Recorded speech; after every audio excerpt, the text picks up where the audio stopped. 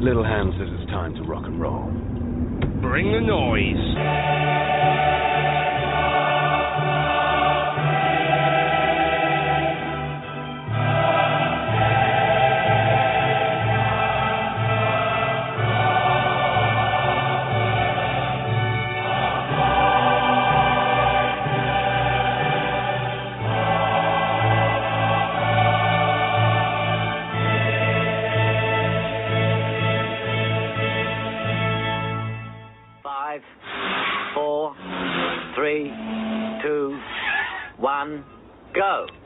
Good evening, folks, and welcome to the E-Tims podcast. My name is Desi, and tonight I'm glad to say currently I'm joined by our resident tactician, the man in the northern suburbs, Hector Bandido. Good evening, Hector. Good evening, everyone. Hector may be in hiding, but that's something we'll come to later on, I'm sure. We'll just leave the details for non-Twitter at the moment. And we're also joined, I'm very, very glad to say, and I'm very glad to welcome back Ralph Miles. Ralph, welcome back from away down in sunny Stoke. How are you? I'm fine. How are you doing? I'm great. And I would just like to point out, Ralph, you should give a special shout out to Jim Hester, who was the first man to ask, where the fuck's the E-Tims diary? Because you had disappeared for about a fortnight due to work commitments, I believe. It's like a long winter break, I think somebody could call it. Yeah, just to be clear for everyone, Ralph's originally from Dunoon, so work commitments is what they call a 2-week stretch. That's what I was assuming. So Ralph, you been all right? Everything good? Yeah, just busy. Just busy. It's the time of year where it's supposed to slacken off, but it hasn't. So, and I'm working out of Liverpool now. Okay, Which well, I was dead chuffed the other day, I can say. I went to somebody's house and the fellow was wearing a Three Kings t-shirt, for the LDT store. Mm-hmm. And it was like being an exclusive club in the northwest England just for 2 years. It was fantastic. Hector, you were discussing afterlife before we came online. I can just actually imagine, like the postman and then the guy you were talking about with the dirty jumper and the beard. That's the image I'm getting in my head now with Ralph meeting that guy somewhere in Liverpool. What a lovely image. Okay, and I'm glad to say, not from across the water, but from down and across the water, we have our resident lager expert, Monty C. Burns. Good evening, Monty. Can you tell us what about us in the Mediterranean stroke Northern Atlantic you are at the moment? I've just got back down Western Algarve from a trip to Lisbon. Lisbon? Where's Lisbon? Lisbon. Lisbon. In the heat of Lisbon. So anyway, the Jota deal's done. They're going to announce it on Monday. So that was excellent. So what's that? Is that 4 cases of Spadetown lager instead of £6 million for Jota? The clincher, his agent fucking loved the IPA, so that was the clincher. So 4 cases. He's only human. Well, once you put that type of sorcery in front of him, although he treated me up with a fine Frango Peri Peri, which I'm eating at the minute. So that's nice. So I believe, Hector, you're currently on the French Rosé to celebrate. It's done, Desi. It's finished. Sorry. I was going to say, is that to celebrate Julien coming back onto the subs bench? Yes, God bless him. He'll never quite be El Beto on legendary status, but he's getting it. Yeah, we'll also come to that in a second. So we've got Monty C. Burns eating his Franco Peri Peri. Hector's on. Is it the Spartan Lager you're Spartan on? Lager. I'm on the Budweiser. Sagres also. Sagres, yeah, I had when in Rome. Poor man's Some people say there may be a drinking culture. Who knows? Ralph, are you currently getting any libations down in Stoke? Carling Black Label, as he used to call it. Okay, we'll move on quickly. Jesus Christ. No wonder England's falling apart. We were doing so well there too. Your tone of voice matched the quality of your lager, I have to say, Ralph. I was sure that Burton Water or whatever had lots of nice beers back in the days when I used to frequent those areas. I don't know what's happened to you. It's like Kestrel. Remember Kestrel Lager? Kestrel Lager. Kestrel Lager. Up there with Forge. No question. Up there with Forge. Norsk. Okay, so apologies everyone for listening who's had to go through the Tim's European Lager guide there at the moment. I think we'll say Monty's winning it, and deepest, darkest Portugal with the Sagres. But the last time we spoke was just January, and we were looking to basically post Christmas. We were all excited because we had some early signings in the window, and a long time ago we discussed it. Hector, you asked the question about could we win the league, etc. And I said when we'd asked the question 5 months ago or whatever, we needed Kyogo to hit the ground running. You asked the same question on the last podcast, and I replied to you, I think we need Maeda to hit the ground running. So we come to the Hibs game. How long did it take Maeda to hit the ground running, do you think? Was it 3 minutes? Will we give it 3.5 minutes? Certainly in the first 5 or 6 minutes, wasn't it? Oh, it was all we could have asked for, when you think about it, because the hype had been built up. And bear in mind, the guy hadn't played a competitive game because their season in Japan finished, I think it was end of November. So this was the best part of 6-7 weeks. And it's okay, as we know, training, but the match play, match sharpness is a different beast with new teammates. So to get that early goal, it was magic. And you've seen the reaction for the fans. You go to some games and there's an expectation. I think built by Kyogo. Us of the older vintage, remember Cadetti's first game, against Aberdeen, and he was at 5-0, and he just dinked it over their keeper and the place went mental. And it was kind of like that, because the expectations are so high. We need this guy to be good and hit the ground running, as you said, Desi. And him doing that, you just felt a weight of, obviously excitement and a part of relief as well. Great, he's in there, he's going to go. And I thought it was interesting. You go online, you get varied comments and whatever.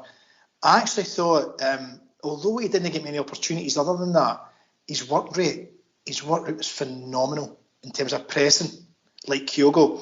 And it just got me thinking, probably like most fans thinking, with him and Kyogo in the same team, the energy and pace we're going to have up front, as in defending from the front, will take us to another level. So listen, it was a great start for him, and he was so unlucky. The second game when he played out wide left, I know it was only Alloa, the diving header, what a save it was for the keeper in the bottom right hand corner. Although he did miss a good chance just after that, didn't he? I think he put one past it.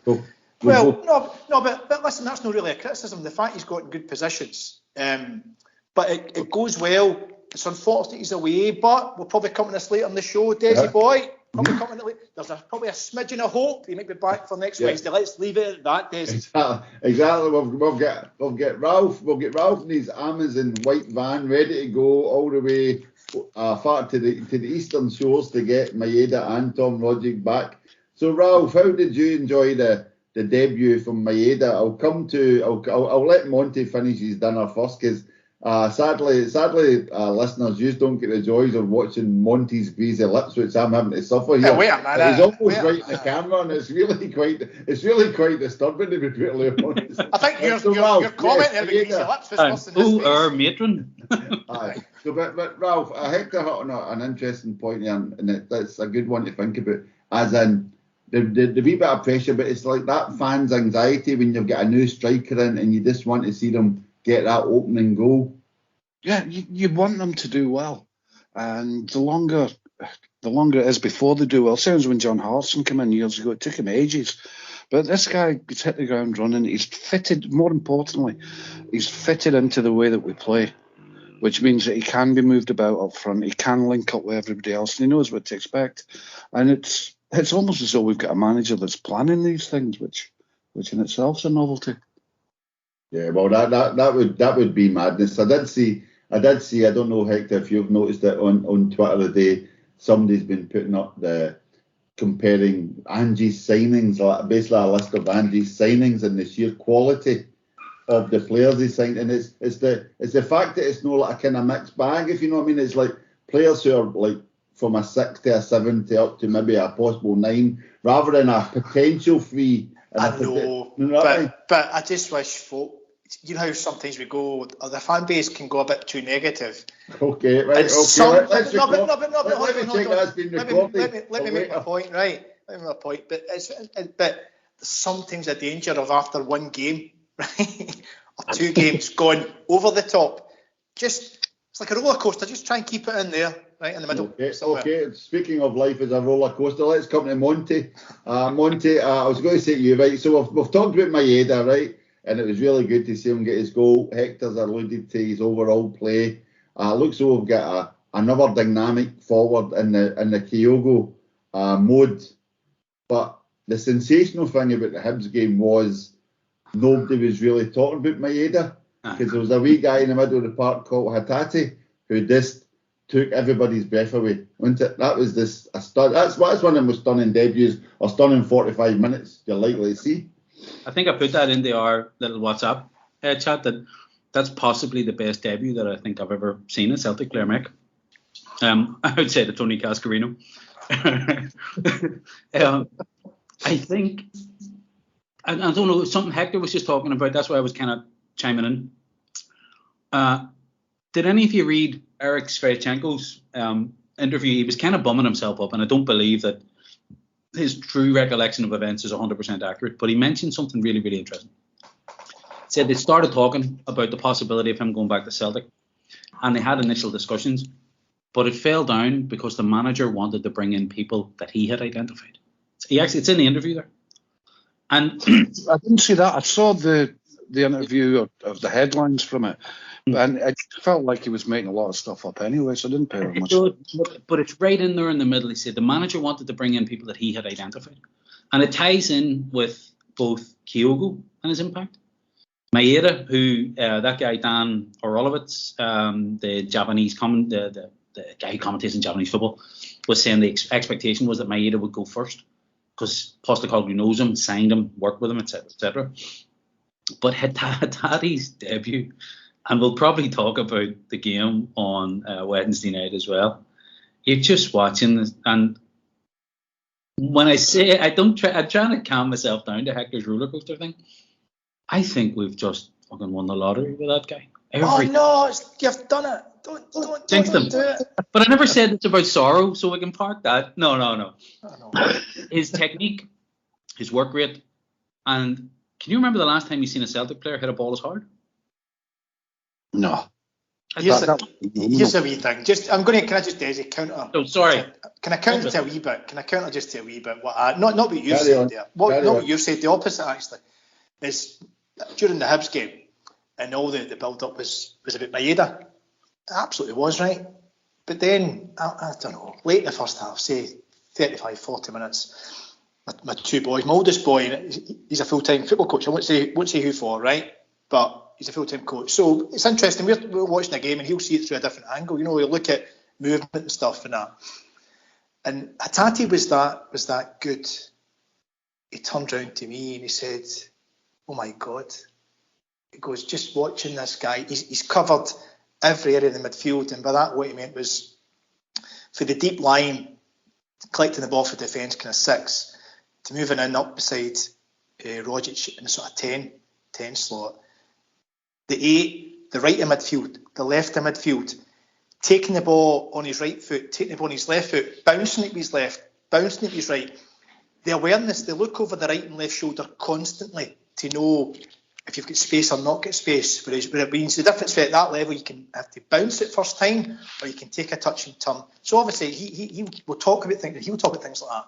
And I actually said to him, "Do you not think we've just got to be, like I've said to you, just got to be careful?" And see, the words hadn't just left my mouth, right? And he took a ball, turned and pinged 140 yards, I think, with his left foot, straight to, I think it may be a bad, and he turned around at me and burst out laughing. So it's things like that. You go, technically in awareness, there's a player. You can see there's a player there, but you need, like everything else in life, just need things to keep turning over. But there's definitely it ticked the boxes. How he dovetailed with McGregor, as if McGregor had won the lottery. It took so much off him that he could just become a player rather than everything had to get through him. McGregor, I was just about to say that, Hector. McGregor just looked like another cog in the wheel. And he was having a good game. But that interchange, all of that cover, I think in the commentary, said it's hard to know what position this guy's playing. He's everywhere. But you don't want the hyperbole on him. Yeah. But technique-wise, awareness, all the things you want, that the player with the attitude, who, the really good attitude, but the fucking Peter Grants of the world probably would never get a game now because he just was never good enough. But his attitude was amazing. those ones who just lack that wee bit of finesse at the end that never really make it. This guy looks like the opposite. He's got absolutely everything. Iniesta was asked the question. I read that during the week as well. Who's the best player in the J League? And he said Rio Hattari. And we got him for $1.5 million. See, I've got my suspicions about that because Hattati, I think this is just an old pals act, because Hattati was asked who's the best player in the you've played against, and he said Iniesta. Now, who the hell is going to say Iniesta's the best player you've ever played against? You know what I mean? Mental. If you don't appreciate that, it's a joke. I'm looking at Hector's face, and he's staring at me as if, are you being serious? No. Do you know what I was thinking? He's in a mood. There's a random. You can tell. I was going to say a daydream. I can't say that this time of night.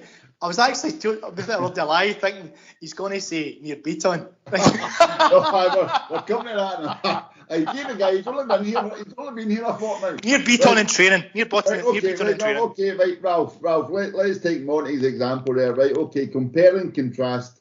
Monty's saying Iniesta says Hattati's the best player that played in the J League. Ralph, Alex Ray, that esteemed analyst, said, I don't know why people would get excited about a utility player. In his opinion, that means he's no good enough to hold down one position. So who are you going to go with? Andres Iniesta or Alex Ray? What do you think? Well, what does Iniesta know about Scottish football? What does he know about how a player will adapt to the unique environment that we have? So I'm going to go with Alex Ray on this one because he's much more entertaining. Fair dues, right, Ralph. You are our resident diarist, and you're the man who kind of writes about the kind of, as well as what's going on, but also the coverage out there, etc. And one thing I did want to pick up, and I think this will interest Monty too, is we're finance expert and we're kind of global marketing kind of presence brand experts. That wee video with Hattati and James Forrest, when Hattati gets told by Forrest that he's one man in a match, and the sheer surprise in his face. Obviously, he's that much a team player. He doesn't really think about things like that. That's sheer surprise. But the classic phrase, it went viral. But most importantly, it went viral in Japan. So all the interest, as Hector said it before, the interest was going to be about Maeda and how people are going to follow him or be interested in him. But that wee kind of human element of Hattati has suddenly really picked up. So now Japan are really interested. They were quite happy for their players to come to Scotland. But now they're really taking an interest. So Ralph, do you see a lot of kind of commercial benefits for Celtic? I think is it Celtic Japan or something? There's already a kind of Twitter feed and a standalone entity, I think, for the Celtic Japan side. You've got one of the reporters that's covering everything that happens with him. That Dan Olivetz that you mentioned. If you cast your mind back to when Nakamura was here, a lot of people were saying the reason we could afford a player of that quality was because he'd get his own image rights. And a lot of the marketing that he'd done in Japan, obviously he get a fair wedge out of it. We did, if you remember, get a lot of Japanese people turning up at Celtic Park as well. And the fact there's 4 of them here now, and it's not just any 4. It's probably 2 of their best players, certainly in the league last year, and a couple more experienced ones, shall we say. The interest is going to be phenomenal. The marketing it's obviously going to make money. And of course, when we come to sell them, if we've only paid what they're saying we've paid for them, then it's probably turned out to be the best deals that we've ever had as a club. Just on that, Ralph, so just like divergence, right? But just on that, see if those running Celtic, and we criticised in particular Law at times, just obfuscating too much when it came to transfers. Whereas this time round, we've all agreed it's been great to get the players in nice and early. So big credit to those involved, absolutely big credit. If those running the club aren't in the process right now of arranging a pre-season tour to Japan, now bear in mind, even if we finish second in the league this year, right, we don't get in at the first qualifying round. We get in at minimum the second qualifying round. It's a big difference because it means you play your first competitive game, I think it's the 3rd week in July compared to the 1st week in July, right? If they're not organising a trip for even 10 days to Japan to play 3 games, what a trick they're missing. Or even, I know retail's taking a hit around the world with this bloody COVID situation, right? But even one major retail outlet, middle of whatever, Tokyo or the airport or something in Tokyo, you've got to be really hitting the ground running from a marketing perspective and merchandise perspective and doing adverts in Japan. But no, I'd probably forget if I didn't mention it now. But I think what an opportunity staring us in the face for these guys. No, there must be sponsorship over there as well with some of the big Japanese tech companies, car companies, all the other industry that's over there. They really, if they've got the thinking heads on, and they really must be looking at that, because the likes of Manchester United raised a fortune over there. Why we can't do the same? And we've got a reason, we've got a hook. So if I'm not on the phone to them now, if they're not arranging meetings now, there's something wrong with them. Look, I left Nicholson up in Lisbon just to sort out a payment profile. He's away over to sell the rights to the love-in between Forest and Hattari, anything upwards of 10 million for the movie. And I would expect to see a lot of bi-directional sort of travel between Celtic and the J League. In fact, talk of a youth setup and sort of exchange scheme kicking off starting next year.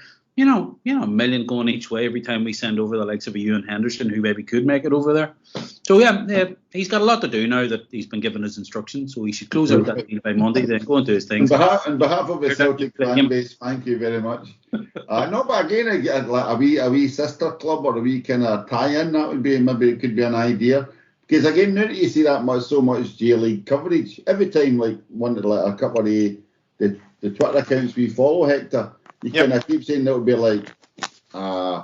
XYZ has some other club, Hiroshima, have met the sell-on clause or whatever, and you're kind of going, well, I wonder if he's good.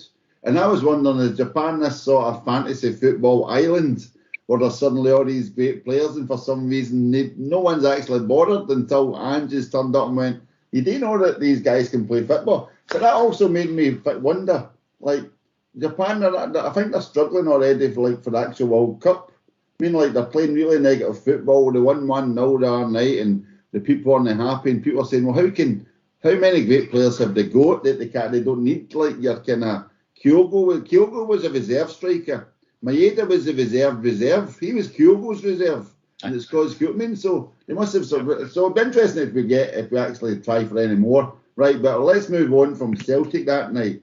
And that same week, let's come back to Ralph. That same week, Ralph, like an old flash from the past. That same midweek, we had Aberdeen taking a point from Rangers. A classic episode of that old favourite, the Bruni Show. Did you manage to catch any of the coverage of that night from Pataudry? Yes, okay, I'll take that as a yes. What about you, Hector? That sounds like a endorsement. As we're trying to meet Ralph.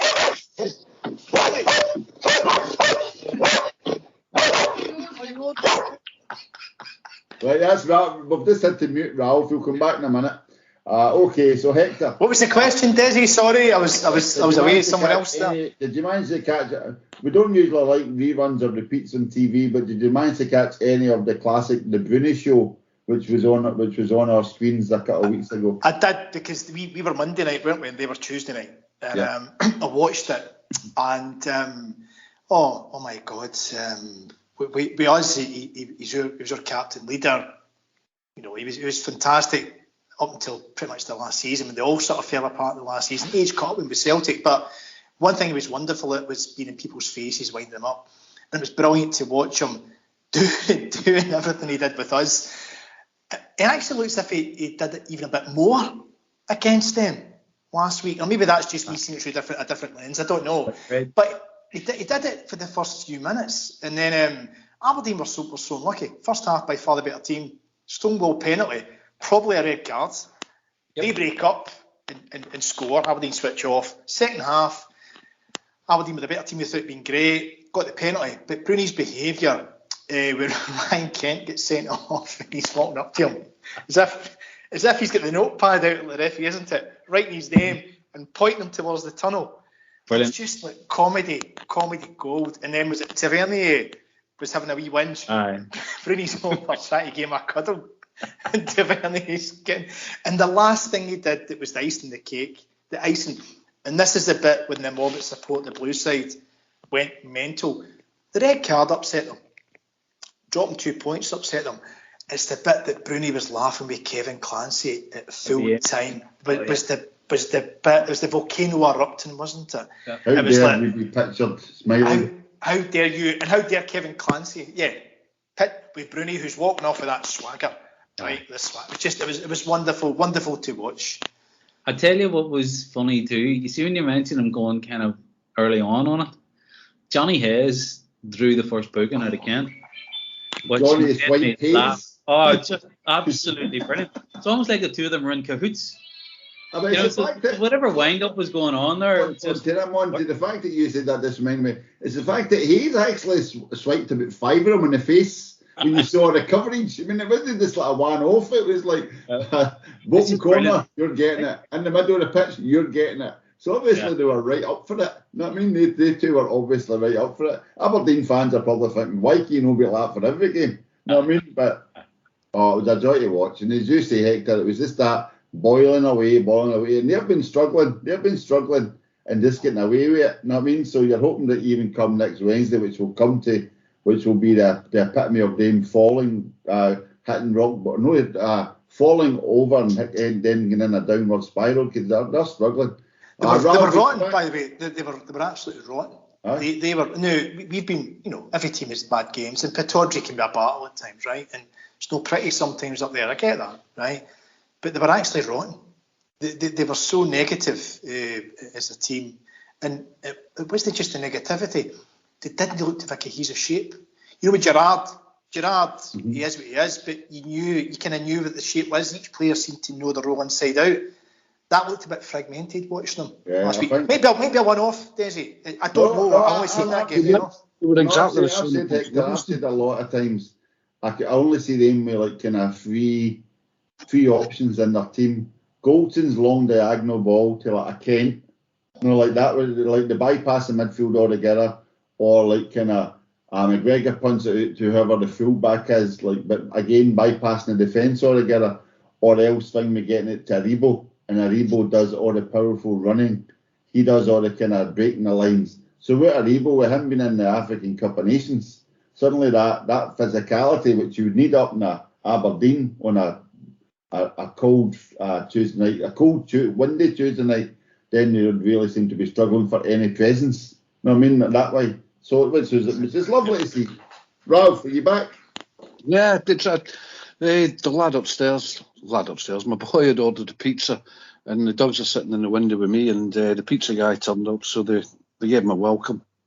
I would just like to ask any of the listeners, if you'd like to send in a picture depicting that scene of Ralph sitting in the window with the dogs, waiting for pizza to come, then we're going to I didn't know there was a pizza coming. Tony Hart's Gallery. We'll play some music and we'll add them to a YouTube video. That could be a lovely competition. But yeah, so we're bringing back Ralph, and then as Hector alluded to, the end of what go for Clancy, and sure enough, that resulted in a very stern letter being sent into the SFA and from our friends across the water. Were you shocked at that, Ralph? I'm not shocked at anything they do, but I am surprised that we've fallen for the old we don't like the referees thing from them, because it's nothing but a deflection away from the financial situation at Ibrox. It's by doing that, they're taking away attention from the fact that they've got, I think, 2 loanees now. They've borrowed somebody off Manchester United. One of the loanees was 300 million from Manchester United, so fair play. Yeah. Can I get a game for a Manchester United team that hasn't won in about 6 months? I would just come in that and say it's with a laugh and a joke and as much as anything. But the serious side to this is that not Van Bronckhorst by any means. He's nothing to do with this, and the players as well. You'd say the same with them. But those running the club and running their media, running their PR, they're like the Donald Trump of football.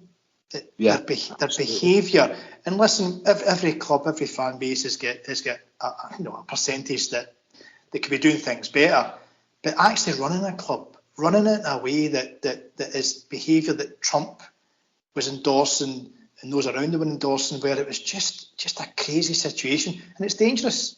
It's dangerous behaviour what they're doing. The comparison ends because Trump supporters were all kind of, I don't know, I was going to say they were all kind of right-wing nutters, and but there is a similarity. People like to follow somebody who they think's a leader. And whatever they're up to over there, I genuinely feel sorry for the vast majority of the Ibrox support that are decent, that are probably worried about losing another club. And we're all falling for it, but it doesn't matter because... but the referee thing, they did it with Colum, mate, was it 2 seasons ago? Where Colum never refed another one of their games. And Colum's an appalling referee, let's be blunt about it, right? Nobody rates Willie Colum. In fact, I think you get through the whole list of Scottish referees, and it's sad, but it's actually quite difficult to find one that's decent. And what's interesting is, I kept a wee eye recently in other teams' games. You know how usually it's Huddersfield, it's them that got all the attention because we're the 2 biggest clubs in Scotland. That's life, right? But there was other games recently where it's been the same referees are getting absolute stick from the manager of St Mirren, the manager of Hibs, not so much Maloney, sorry, the manager of other clubs in the SPL. So you're saying to yourself, they're actually all pretty much abysmal. But the difference is, they come out with these statements, these comments to put additional pressure on referees to get even more decisions than they get already. Let's put this in context. The sending off against Aberdeen, was that not their first red card in over 2 years? In Scottish football. Yeah, in European football, they've not had 4 red cards in European football, which is a fraction of the games they do compared to the Scottish League. If you remember, it was Morales a couple of years ago when he did the throat-cutting gesture. And look at the fuss and the hassle that caused. I've no idea what the one before that was, but you're probably looking at maybe 3 or 4 and 5 years, and that's it. It is abysmal, and it is because they moan a wee bit more about it, and they have that sense of entitlement. And if you factor in that they banned the BBC from Ibrox and they want everything their own way, and don't forget they get away with an awful lot with a 5-way agreement. And there's a phrase, isn't there? They know where the bodies are buried, and maybe they have got people over a barrel. So we're going to come on to don't know doubt, Desi, we're probably going to go into the Hearts game next with Celtic, right? But I was just going to add just about the referees and everything else, and it's something about that game was when Giakoumakis got their second goal, right? Yeah. See, when I initially seen it, I thought he looked initially. My reaction was he looked a fraction. I say, folks, a fraction offside, right? Then at half time it came on, and actually it shows you was it Suter that was marking him. And there's a case we made that actually he may have actually been online. So for the referee, the linesman to give that, I kind of get it because it always used to be the case the benefit of the doubt goes to the attacking team. If it's in doubt, the benefit goes to the attacking team. But it was borderline, very close.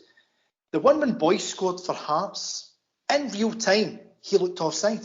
Even the Celtic players complained. Boyce himself looked straight to the linesman. He looked offside. And yet, the aftermath of that match was almost a Giakoumakis one, and Boyce cancelled each other out. Compare and contrast to Kyogo's smidgen offside against Hearts, we beat them 1-0 pre-Christmas. And that shows you what the Scottish media's like. Exactly. It's all too wrong for me, right? Can I just say, I have not really been paying much interest. I know we're a wee bit off topic. I'll come back to Celtic in a second. But I just did a quick look up when Ralph mentioned Rangers loanees there. And this young boy, Amad Diallo, I don't know if anybody's did any research. Like, they were talking about his 35 million signing for Man United. He's only played 4 games for Atalanta. He's played 3 games for Manchester United. He's played 3 games for the Ivory Coast full team, fair enough, right? But the most interesting thing about this guy is controversies. In July 2020, an investigation into trafficking of football players was launched by the Football Prosecutor's Office of Parma in Italy. Among those involved was Hamid Mamadou Traore, a distant relative of Ahmad's, and his alleged brother, Hamed Traore, who was accused of posing as their father to facilitate their immigration into Italy. The immigration also questioned the relationship between Ahmad and Hamed. Right, wait to hear this. On the 11th of July 2020, the day of his 18th birthday, the player changed his Instagram name from Ahmad Traore to Amad Diallo with a caption reading, "Don't call me Traore anymore." In September 2020, his name was legally changed to Amad Diallo. Right, the final way of this, Ralph, you'll love this. On the 9th of February 2021, Diallo was found guilty of violating the Italian Sports Justice Code in order to join the football club Boca Barco in 2015 under the name Diallo Amad Traore. He was accused, listen to this, he was accused of falsifying documents in order to fake a relationship with Amad Traore, an Ivorian citizen resident in Spain, and and request a family reunification to get him into the country. Diallo requested a plea bargain with the Federal Prosecutor's Office, imposing a fine of €48,000. Have you ever heard of a player so well matched to a new football club in your life? So if a player who doesn't know who he is joining a club that doesn't know who he is, supported by people that don't. It's unbelievable. Again, that boy could come in here and hit the ground running. But the fact he's only played 7 professional games in his life, I thought we were talking about some guy maybe about 25 who was negating a game. Ralph Rangnick reluctantly agreed to let him go out on loan. He's not sure who's winning. Fuck. Honestly, I think there's a good chance the guy will run away. It could be, remember, who was it we had a couple of years ago when we made Ollie Burke and who else? What was Charlie Masson? Was it Charlie Masson? What was the young boy Weir's first name again? Remember? Oh, Roger. I was thinking his boy. Tim Weir. Remember his first game again before he was going to light up the place. Remember, I think that boy will probably be the same against Justin Johnson. That will run riot. But that's just really surprised me. I just assumed he was one of the 25-year-old, £40 million Ole Gunnar Solskjaer signings that wouldn't have gone anywhere. Right, so we've hit Hibs, we've had the Aberdeen game. We're moving on to Alloa in the Cup, right? Hector. Cal Mack taking one in the face, a real big blow. See, listen, at the time, it was one of those things that I didn't actually think there was anything the guy who caused it. I thought it was a 50-50, right? The other thing wasn't, we'll come to that no doubt in a few minutes. One of those things, I was surprised they started him because he'd made a lot of changes, Ange, right? I think he'd made about 5 or 6 changes. I was surprised they started Cal Mack, but it was interesting. I was thinking about that. He did an interview after a game probably pre-Christmas, and he said the one player that moans at him all the time, this is Ange we're talking about, who moans at him all the time if he's no starting is Callum McGregor. You know, McGregor's got this incredible start of number of games over the last 3 or 4 years in the world. He's played more games than MD. And it was interesting. If that's his nature, his captain, I'm the captain, whatever, I'm playing. As a coach, you know, it can be tough, I think, at times to go against what your captain and probably one of your best players is wanting. But would you start a week Alloa in an AstroTurf pitch? Yeah. It is what it is, right? It could happen in training, it could happen, right? Exactly. But we won. Listen, we won, right? Oh. The last 10 minutes was pretty pish, but we should have been 4 or 5 ahead, right? It was good. The first goal was a cracker. The boy Scales was a brilliant cross. He's done well, him. I'm quite, you know, I think there's a player there, Monty. Don't steal his partner. Don't steal Monty's partner. But he's crossing, and he's actually technically, his passing is really, really good.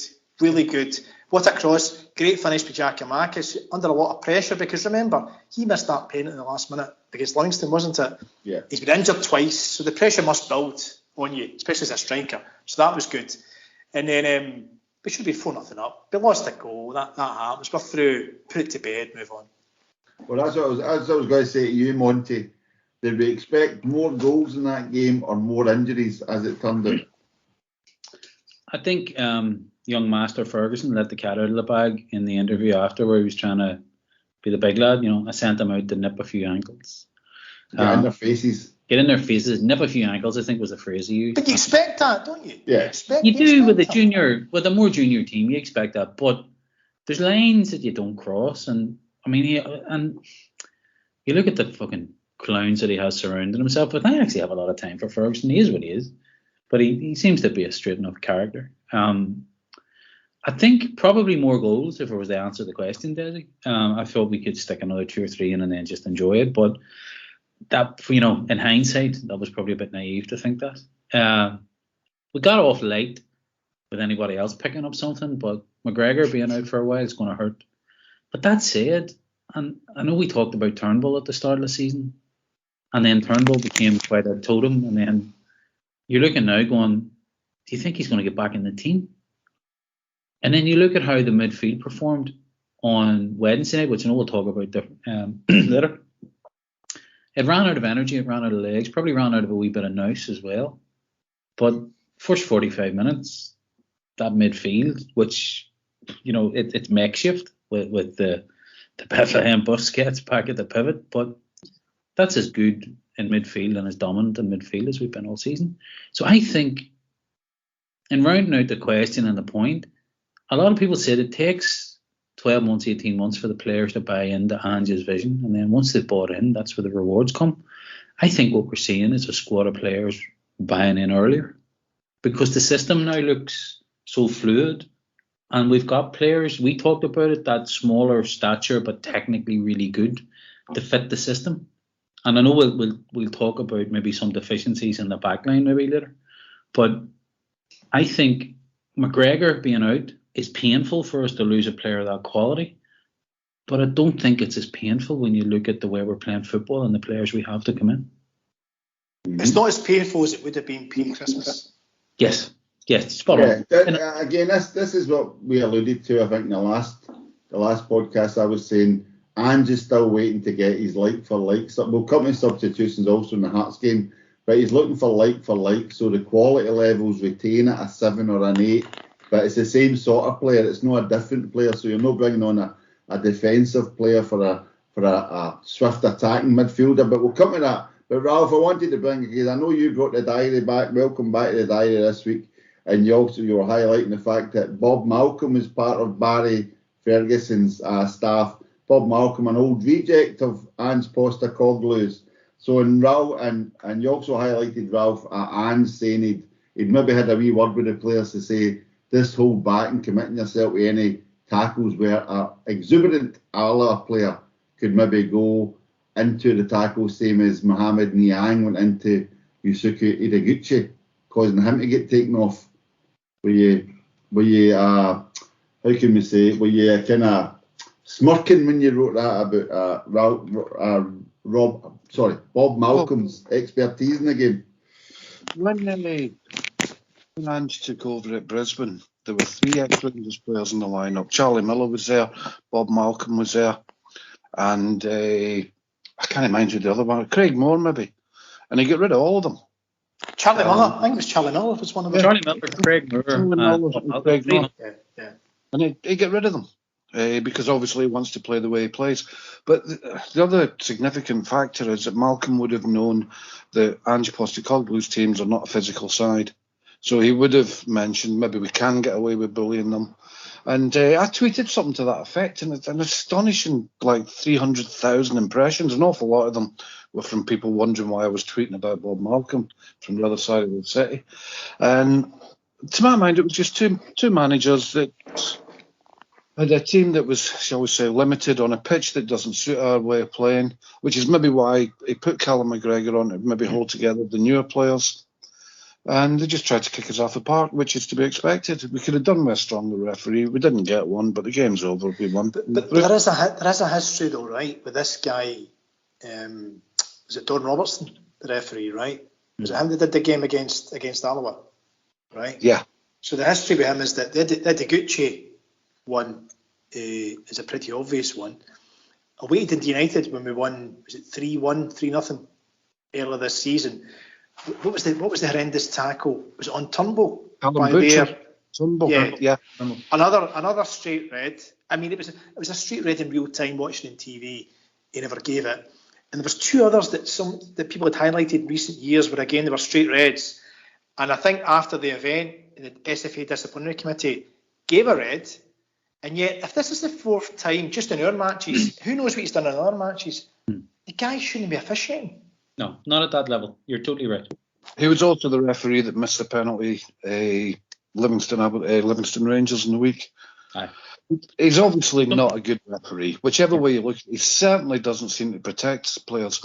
But he did give a penalty against Celtic in the last minutes of a game against Ross County for a Ross County dive. Yeah. Right, yeah. So he's either got issues, he's either got an agenda, or he's just absolutely bloody awful. Or it's all 3.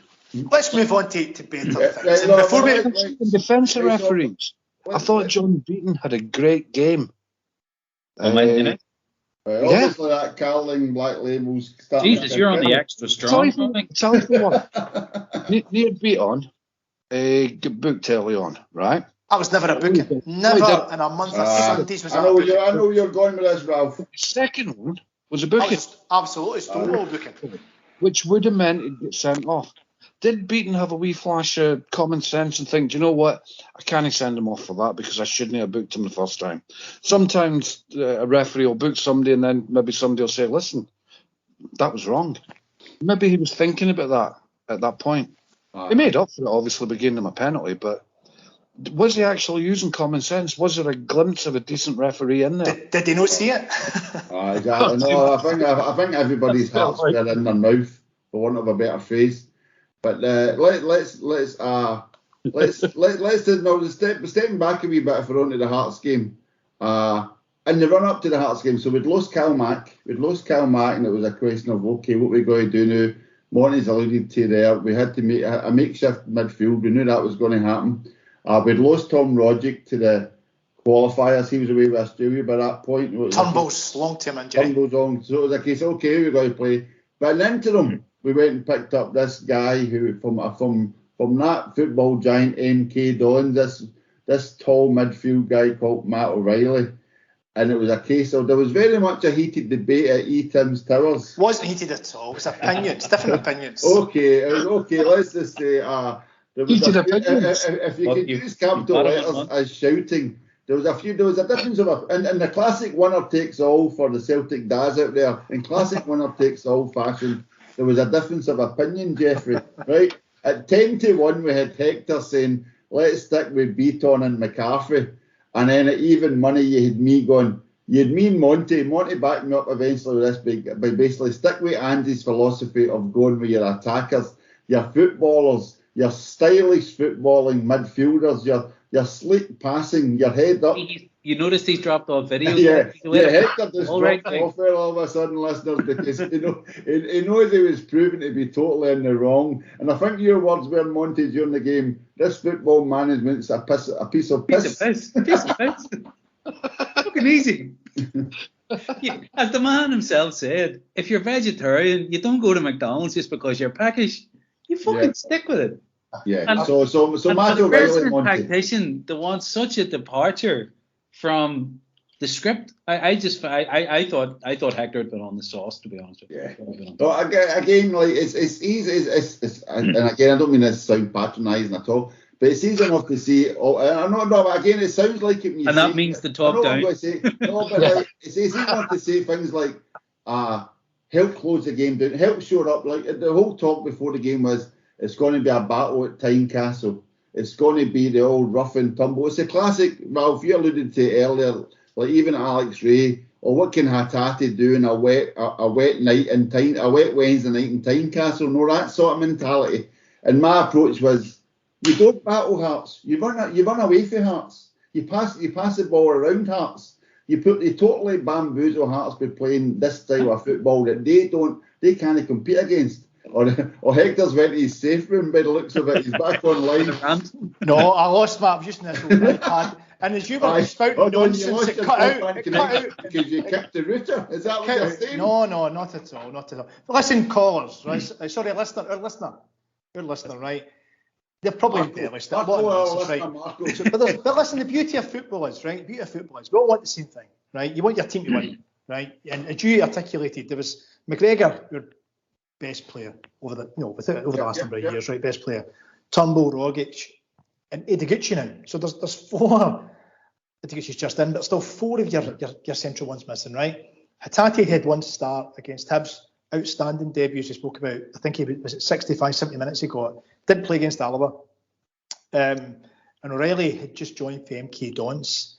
Had come in. So there was a dilemma for the manager. No doubt the manager's been thinking about it. There's absolutely a dilemma there. And this is what it's all about opinions. Just my opinion was Hatate's just in, O'Reilly's just in. Literally just in the door, right?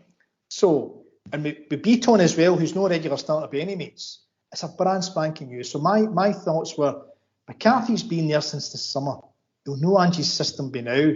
He's over his injuries. We have experience at 6. But here's the thing. I'm not expecting Beaton McCarthy to play as if Neil Lennon's the manager last season. I'm expecting him to play the way that Ange wants us to play. They get the ball and they move it. We can see that with Beaton in midfield this season, right? He'll never be a McGregor, we know that. But he's a totally different player to the player we've seen playing with previous managers in midfield. He's moving the ball nice and quickly. And I just thought, a bit of solidity, a bit of experience. Hatate might get 65, 70 minutes. Probably swap him for O'Reilly. Right? It doesn't matter. Ange put the guys in. And I thought the first half they were outstanding. They were absolutely outstanding. First 10 minutes was Tynecastle, bit of a battle, right? And it wasn't much football. They got the ball down, and I thought everybody pretty much played pretty well the first half. I thought Hatate was excellent. I thought Hatate and Beaton in particular the first half were excellent in terms of controlling the game. But I thought what O'Reilly did really well was see that wee kind of final pass, slipping a player in, finding space, turning his man and putting it in. I thought he was like kind of more a Rogic type player with more strength or more energy. I think the thing about O'Reilly is O'Reilly's the player we all hope Turnbull's going to be, but O'Reilly appears to be that player already. Oh, wait a minute, you've only seen 75 minutes of the guy, right? No, I don't mean no. What I was going to say is it's the fact that eight key passes in key areas. No, that way, as in like Turnbull, and Turnbull can come good, but he's still not there yet. But O'Reilly seems to have that moment of vision in passing. Desi, how old is Turnbull? 21? I'll look up while you're talking, but I'm guessing, let's take a guess. Quick poll, I'll say 23. 22, I'll go for 22. 22, I'm going for 22. What do you think for Turnbull?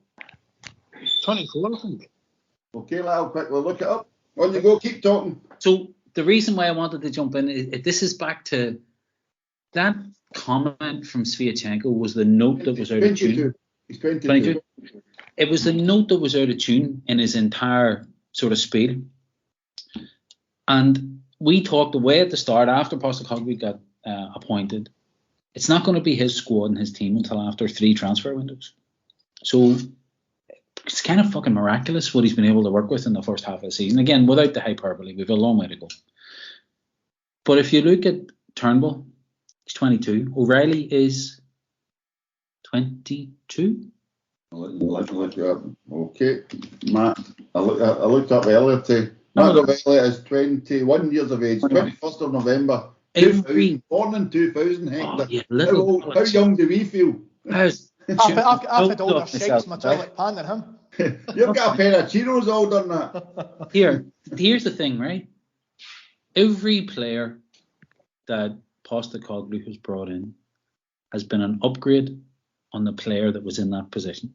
And I include. Hold on, I get to tune the early doors playing. Right, so we'll come on to that.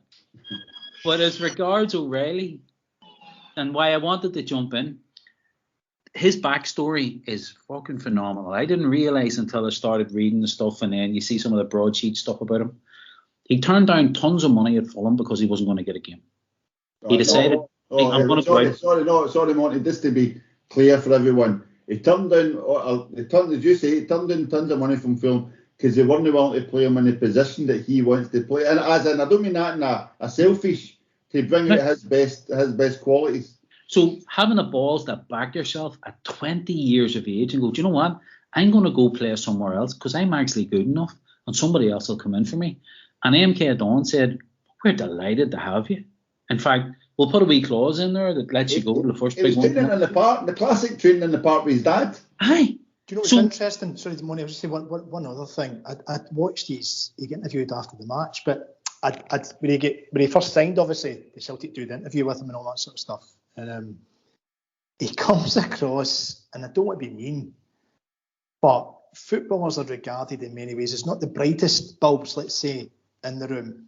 This guy, 2 interviews I've seen, he comes across as so articulate, so intelligent, the way he speaks, communicates, choice of word, and you're thinking, wait a minute, this guy knows. Yes, and the MK Dons, Hector, the MK Dons boss and coaching staff said exactly that. One of them said he was the most intelligent footballer on and off the pitch he'd ever come across, which is no high praise, I accept, but he comes across brilliantly. And this is what I mean about, and we're going to talk about the bigger picture with Postecoglou signings and all that, but we talked earlier about attitude and then ability, and we've signed Japanese players with ability, and you're hoping that the attitude, because they're going to get booted. You know that Alloa was no fluke, and you look at the tackle that was thrown in on Hatate. no yellow card, not even a booking, that fucking thug Devlin with Hearts on Wednesday night. They're going to get booted left, right and centre because they're slight, they're small. So O'Reilly isn't. He's a reasonable build. He's still got to fill out, but he's got all the skills. But his mentality, I think, is the most. So can I throw in a criticism now? Right. And I think this is where we differ significantly from, as a fan base, that is, right? And I mean, as football, not the other stuff, but just football fans, right? I think we're pretty open and honest about things. And I feel that Ange at times, his substitutions at times, it could be better in doing his substitutions. I felt Wednesday night was an example of that, right? There was one game in Europe away where he changed the three attacking players after 60 odd minutes. We fell apart, right? I don't know who it was. Was it away to? Was it Betis? Is that not the Betis game? Whoever it was, and he took off all our best. But anyway, that's by the by. It was clear after 60 when Hearts made it 2-1, right? It was offside, blah blah blah, right? And you always get a shaky 5 minutes. That's football. That'll never change, right? But it got to 70 odd minutes, and you could see your midfield had completely fallen out the game, as in fallen out the game. Not just for 2 minutes, 10 minutes, 15 minutes. And Hatate and O'Reilly were blown at the back. You can see it blown at the back sides. In fact, O'Reilly went down, and we're all probably thinking, let's be honest about it, it's the same thing at the same time. Fuck, here we go. It's not a hamstring already, is it? As the boys lying down there. But it turns out it was cramp. He get interviewed. It was cramp in his calf. Sorry, Hector. Apologies. But back, because Ralph mentions this a lot, the dark arts. We're starting to show some dark arts. Yes. And I actually thought O'Reilly was getting told, sit in your arse, stay in your arse as long as you possibly can, just to let the team get a breath and regroup. That sort of way. Just take your time here. You've got your earners another couple of minutes just to but get. You see his interview, and he bad cramp. Aye, but that way, I think he was getting told, this waiting now, we're not in any rush because our guys are struggling. But the point I'm trying to make, Desi, I think Ange and the coaching staff, and ultimately Ange is the manager, it was clear that at least one of the two, Hatate or O'Reilly, had to get swapped. It's not criticism of them. You're just in the door. They're building match. Hold on, Monty. They're building match fitness. They're building, right? We're completely lost in midfield. We've got to make a sub at that point. We've got to make a sub, right? The obvious one is just put McCarthy in at 6. Just put him in there. That's 20 minutes, 15 minutes. Put him in there. So where does Beaton go? We put ourselves under. But the point is, with Beaton's but this is my argument.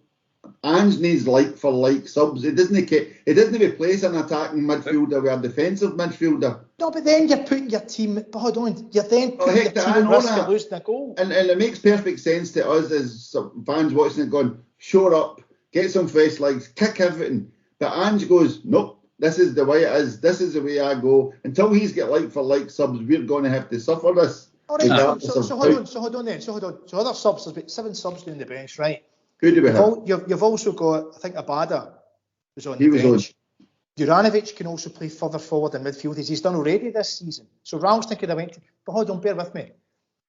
We all want Ange. It's all about wanting the best for the team. That's what we're saying. It's all about different opinions. Yeah. I get that totally right. But the midfield had gone. It ran out of steam completely.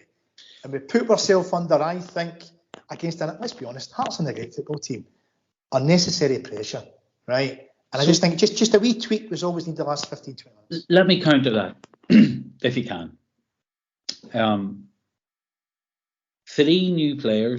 2 brand new players and a guy who's just returning from injury, making up your starting preferred midfield 3 would suggest that if I'm the manager that picks that, I don't really have confidence in the other not injured and not new midfielders. So that includes McCarthy. Agreed. So McCarthy, Sorrow, player in there, and a few others that were on the bench. You're doing so well tonight, I know. Just holding it. Where's the mute button, Desi? Can I just... He'll get a start tomorrow. You can airbrush that one out. But so my point is this: if I'm Ange and I'm thinking short, medium, and long term, I let them run until they're out of gas. Reason? They're only here.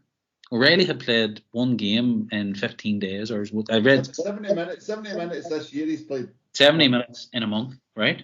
Hatate is coming off the back of a close season, and Beton's just coming back, but Beton.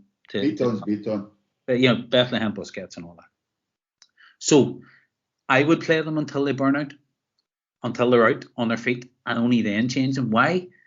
Because the league wasn't won at Tannadice on Wednesday night.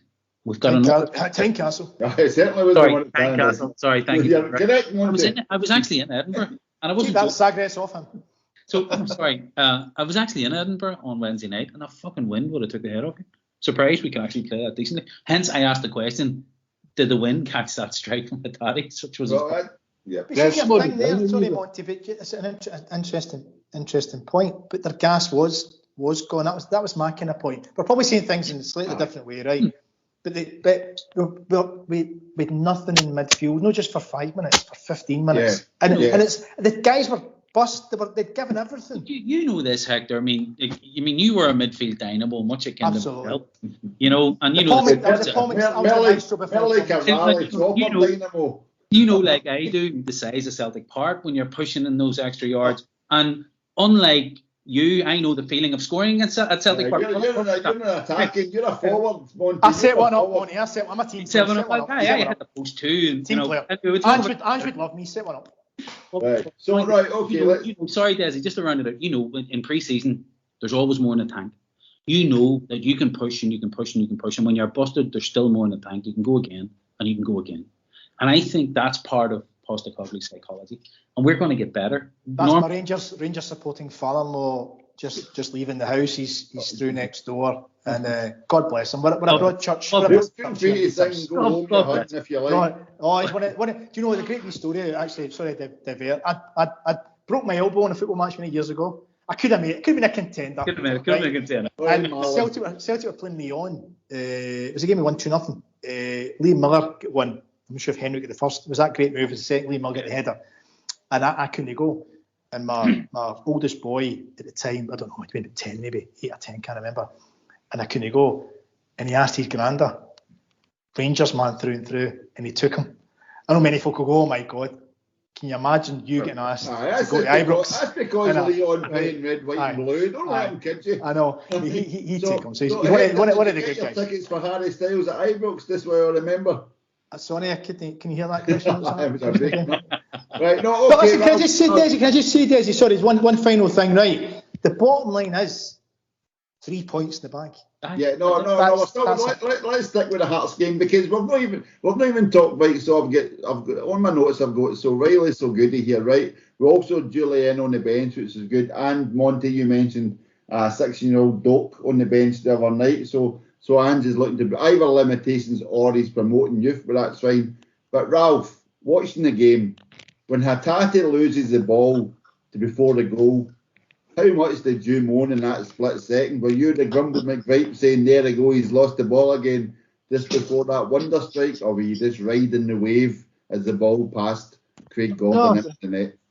At that stage, I was just kind of watching as much as you possibly can what else is going on around it. He lost the ball, he got it back, and the bit you've seen him striding towards goal in a way that an attacking midfielder should, but he'd made his mind up what he was doing as soon as he got the ball back. Yeah.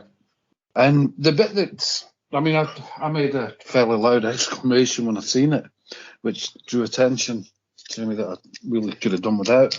But you got to get done. What got the speed? I thought there was a glitch in the TV. Because Gordon seemed to stay in midair as the ball went through him. And if you watch it again, he's still diving. And the ball's in the net and everybody else is running away. Yeah, it's that mid propulsion when a good striker really a good strike on a football, when it gets like mid propulsion, it seems to go even faster, Hector, as it's in the air. I mean, I promised you guys to go on a rant tonight, right? And this is my first. This is my first rant. Oh no, it's a multi rant tonight. Here's my first rant, right? Craig Gordon. If that had been Joe Hart or Barkas or Bain or the keeper of 9 other teams in Scotland, right? The criticism for letting that go in, maybe get a hand to that shot for Hattadi, great strike. Craig Gordon and McGregor, it's as if they're beyond criticism in Scotland, right? It's like a decent save, world class. One that they should have saved, it's almost forgotten about. If that the goal that we'd lost, Joe Hart let that shot in for Hattadi, I'll even get a hand to it.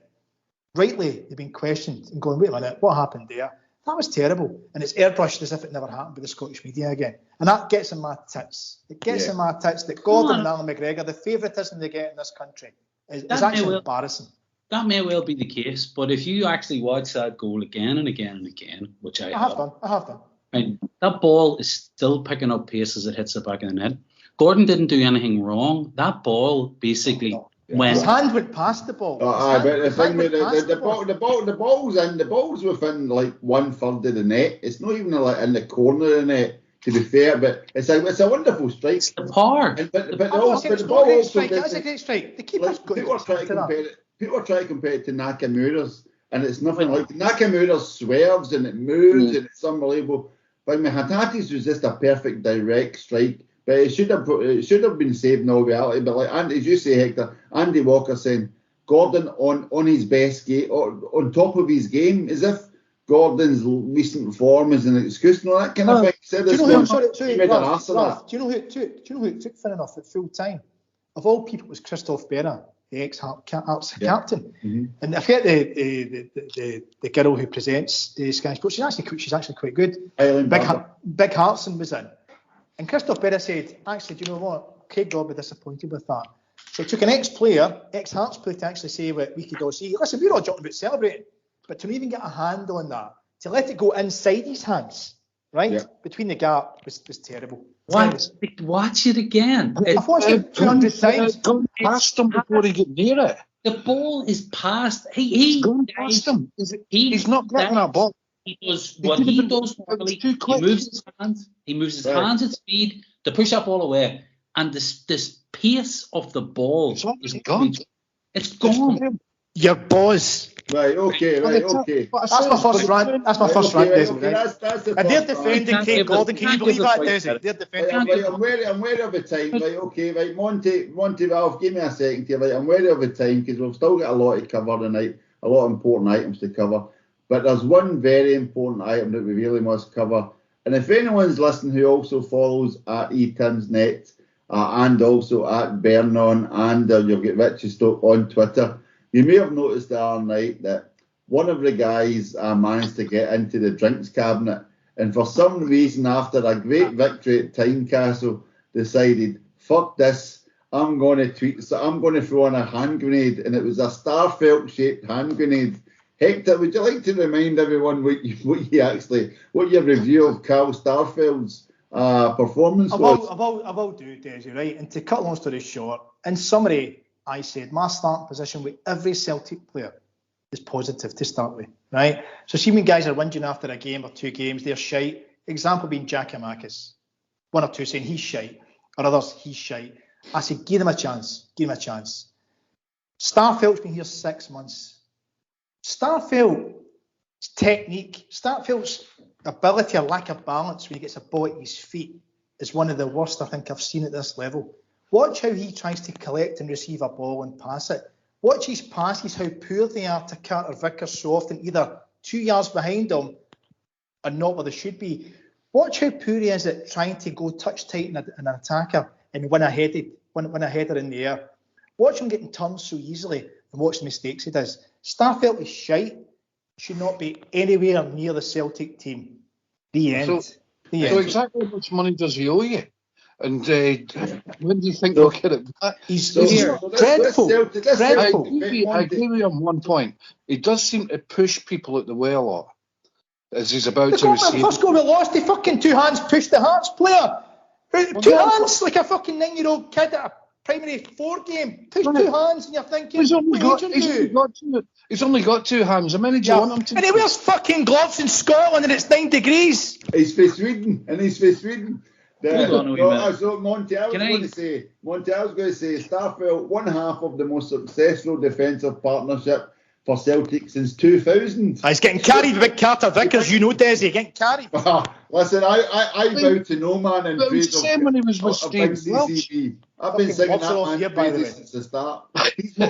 Carter Vickers is more important than Jota, as far as I'm concerned, than getting signed up. He's the rock upon that team, upon which that team should be made. Outstanding. Carter Vickers. Outstanding.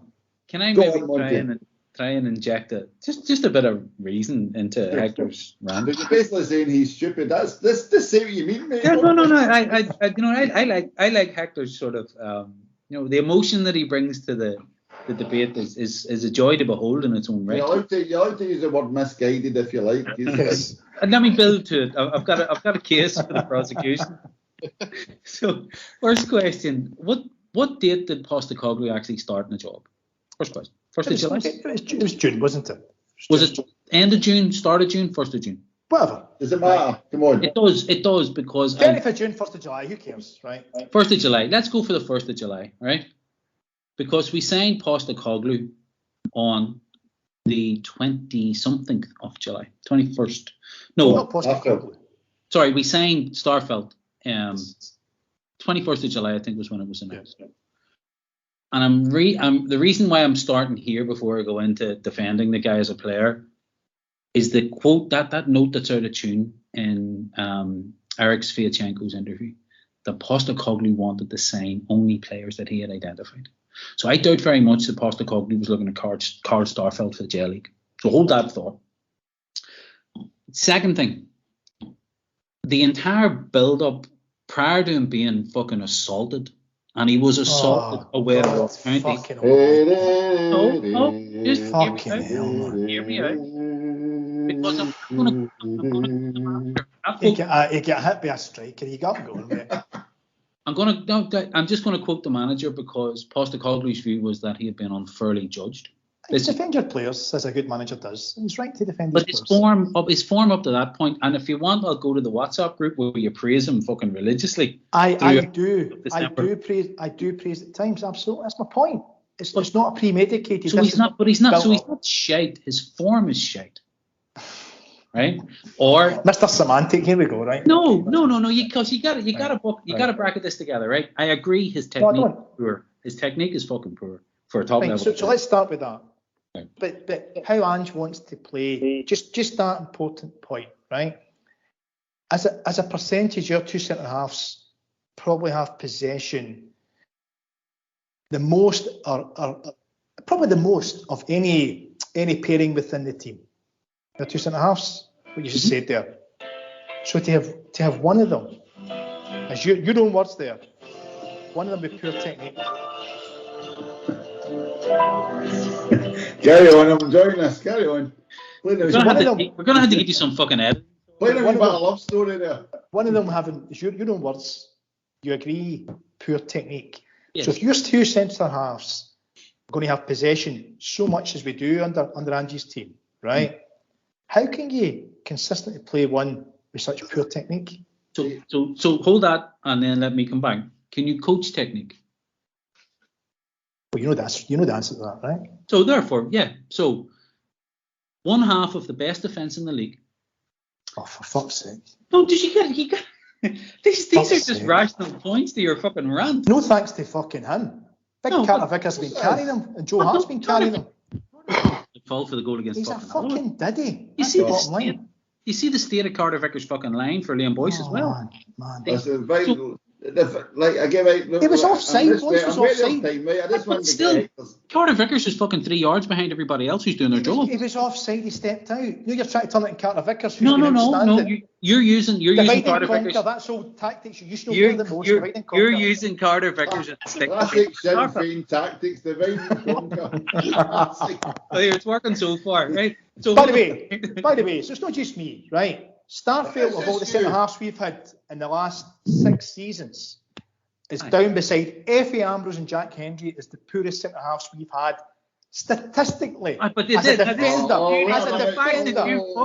it's not just the eye. It's not just the eye call. It's the stats. He's shite in the air. Statistical he's analysis. Touch tight, and he's shite technically. Is it cage your car or something at the way past? Exactly, bro. Exactly. So, you like the fact that you've gone. I don't think any Celtic stat type character follows us on Twitter anymore because you Hector fell out with them all. Not Desi. Not one. And now you're using the one who fucking created. No, it's interesting. Me and my madness, and yet the best stats guy online, right, recognises that Starfield's a diddy. No. So isn't it remarkable that you describe him as the best stats guy online? Because I'm going to call a line to this, right? So moving on, right? We've got Dundee United tomorrow. No, Hector, bear with me. We've got Dundee United tomorrow, Hector. Are you starting Julian? I only Ange knows how fit he is. No, he's you obviously starting close. Julian. He's I'm asking you. You starting Julian? If he's ready to start, No, absolutely. but and the reason I'm really saying, and the reason I'm also wanting to get your opinion on this, and I mean it in a good-natured way, is we had like your discussion the other night was about throwing Matt O'Reilly in against Hearts at Tynecastle. So surely bringing Julian back against Dundee United at Parkhead would be a good time to bring him back. But O'Reilly wasn't out for a year of an injury. No, but that's it's very different circumstance.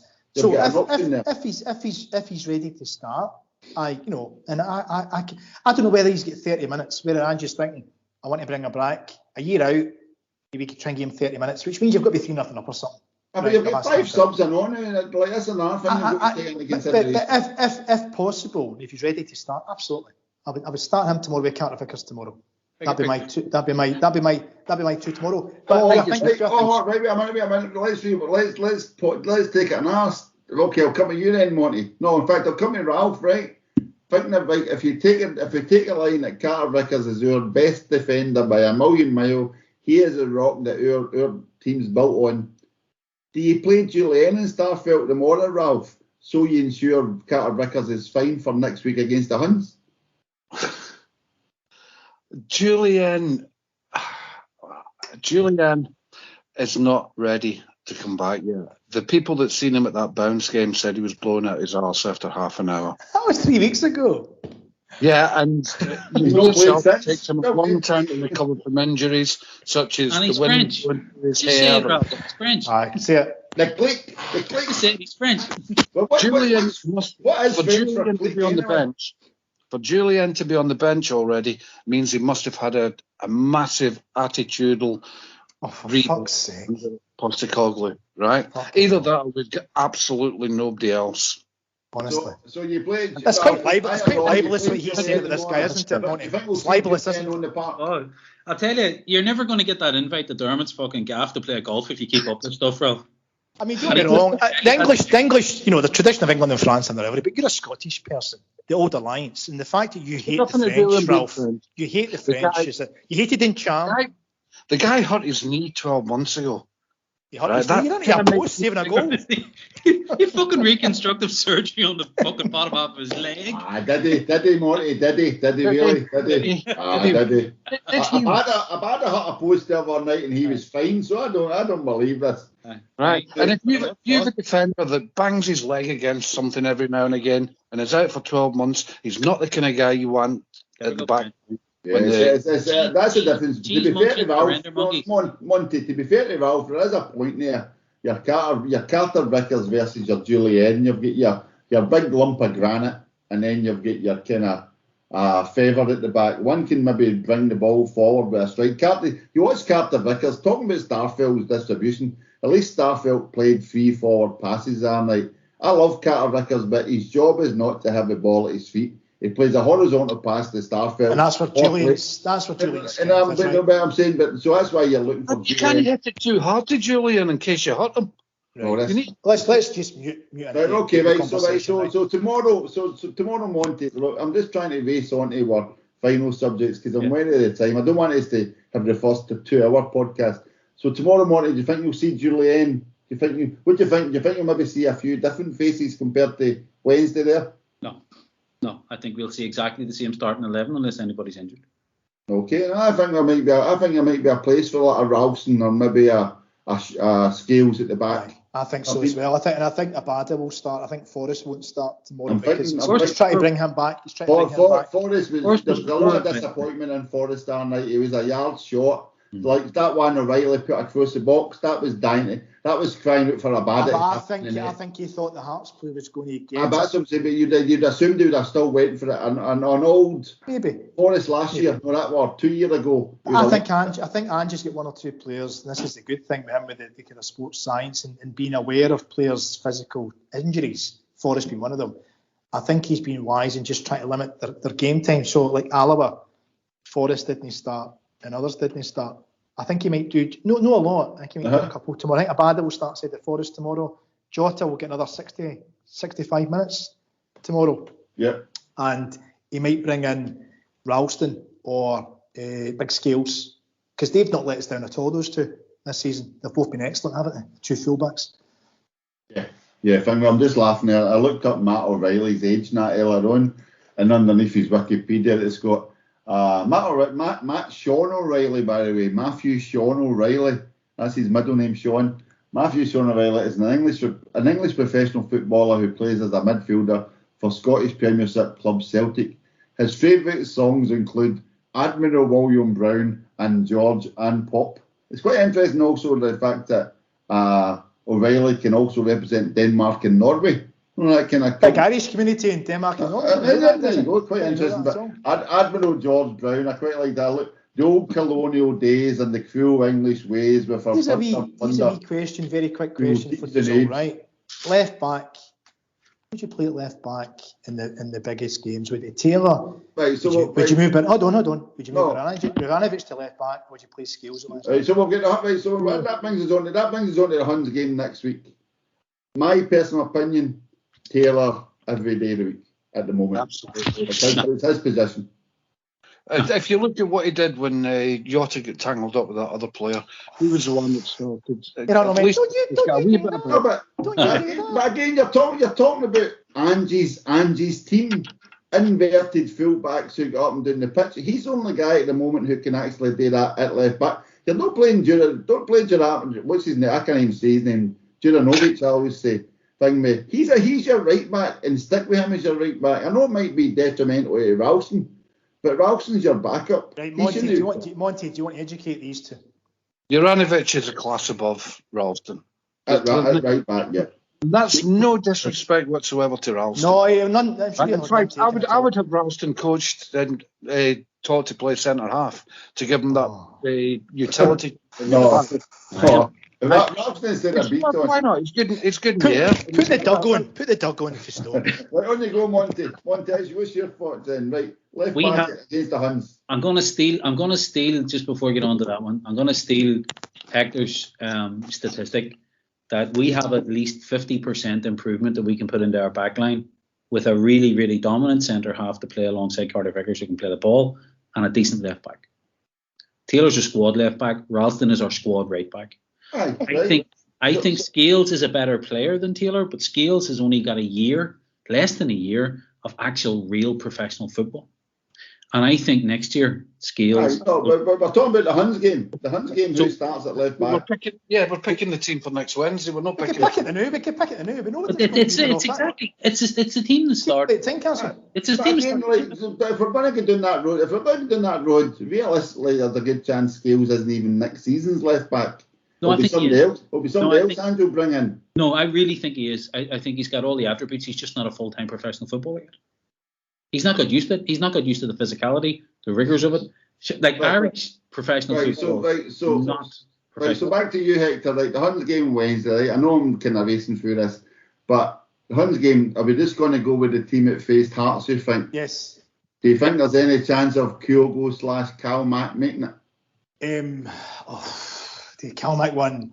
Honestly, like seeing Calmac at Tynecastle that night and that yellow face, and you think, well, that's terrible. But you're just talking about his drive and his determination. I'm thinking Green. I tell you what's a possibility, right? And is when did Japan play? Was it Monday? Japan, Maeda's game finishes at 1. I think it's 11 a.m. a day before we play. Right. So it's like 25 hours. So I'm not saying he'll start. So let's be realistic here. Monty sends his private jet from Portugal. Yeah. Well, I don't think he'll. Sorry, Monty. I don't think obviously Maeda, but I don't see any reason why Maeda couldn't be on the bench. Particularly if he doesn't play 90 minutes. I think he played 20 the other day against China or somebody played. I don't. But Saudi Arabia, I don't think they expect him actually to start at least. So he could certainly be on the bench. He'd be on the bench. But then you've got Roderick's only 8 hours away. I mean, I think wherever he's playing, they're only 8 hour flight. If he plays 90 minutes, he's playing in the Arab Emirates. But if he plays 90, he's got no chance. Right? Roderick, but you wonder, he'd be like, so Roderick, you imagine bringing a Roderick on for O'Reilly compared to Ange not wanting to bring a McCarthy on for O'Reilly. Exactly. I mean, So a Rogic 20 minutes would be a lot more feasible to Ange than a I get that. Yeah, it's a reverse psychology. If you're not doing well and you need to bring somebody on, and you're bringing on established internationals to replace new signings, the psychological effect on the defence that you're playing against would be immense. I'm going to give a big shout out. We spoke about Maeda and the pressure, mainly us, because Kyogo was out and Maeda was kind of in the pipeline for a couple of months, wasn't it? They kind of, certainly him and Hatate we mentioned a lot, and we'd mentioned this in previous podcasts pre-Christmas. Yeah. Giakoumakis, the opposite. He'd the opposite. You know, he scored a cracking goal against, was it a volley, one of his first games? But that last minute penalty could have ended a lot of players' careers mentally, right? 2 injuries. To come back, get 2 starts and 2 cracking goals.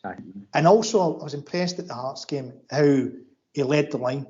Physically led the line. We've missed that option. Exactly. He had actual presence. We kind of missed a bit of presence in midfield over the last 3 months, but he had presence. He led the line really well. The ball stuck, and he was competing for everything, and he covered every blade of grass. So I'm he's starting better. Yeah, I'm feeling better now. He's got a couple of games under his belt. Hopefully 90 minutes tomorrow or 75 tomorrow, and that gives us something we didn't have.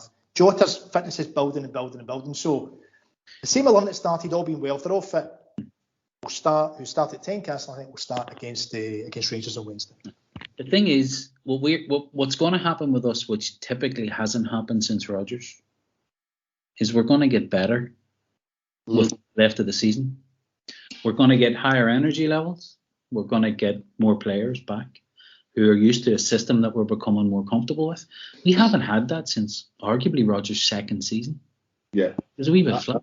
No, but I even noticed the other day I heard myself muttering to myself the classic, the last thing we want now is half time against Hearts. Way you're kind of like, no, you're in drive, you're suddenly you sit down, your adrenaline starts to crash and you've kind of lost that momentum. And that's a problem for us, Desi. That's happened in a couple of games where a first half, if we hit the ground running, fucking immense. Second half, the other team come out and put it up us. But we're a young team, 21, 22 years of age. You know, in those key positions in midfield, starting on Wednesday night, against probably the second most hostile away environment that we play. And they stood up, they grew balls. You know, it's just such an, I know I've said it repeatedly and glass half full and all that, but it's such an exciting. Just win tomorrow. Just 3 points. I want a good performance. But just get the 3 points. That's it. Just keep winning. Just keep winning. Don't get any significant injuries. No, to be honest, I was actually contemplating that day. I'd be quite happy for to see Ange take Joe Hart off in 70 minutes. No, that sort of way, as in if we're 2 or 3-0 up, get him off.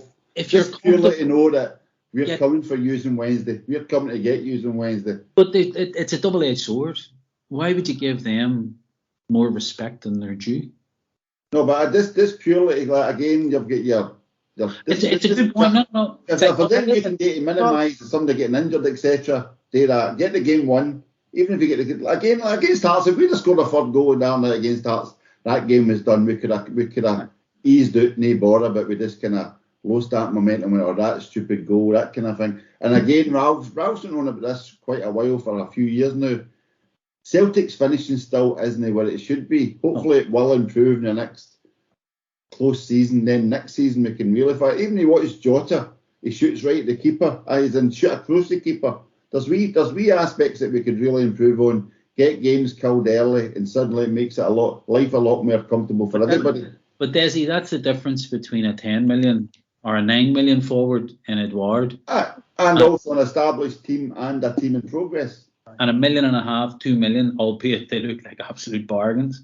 That's those fine lines of difference, and we're not going to be buying 9 and 10 million pound players in this race. See if we can take care of business tomorrow, right? And all being well. No, we should, but at home, right? And did United with everything else. But if we can just take care of business, the one thing regarding Wednesday, it's an important thing to maybe contemplate about playing them, is that it's going to be 60,000 Celtic fans on Wednesday. Don't underestimate the importance of the hostility that I know sometimes if things aren't going well, it can actually turn against you a wee bit, but the atmosphere against them, 60,000 will be red hot, really red hot on Wednesday with every Celtic fan. Yeah. I wouldn't underestimate that.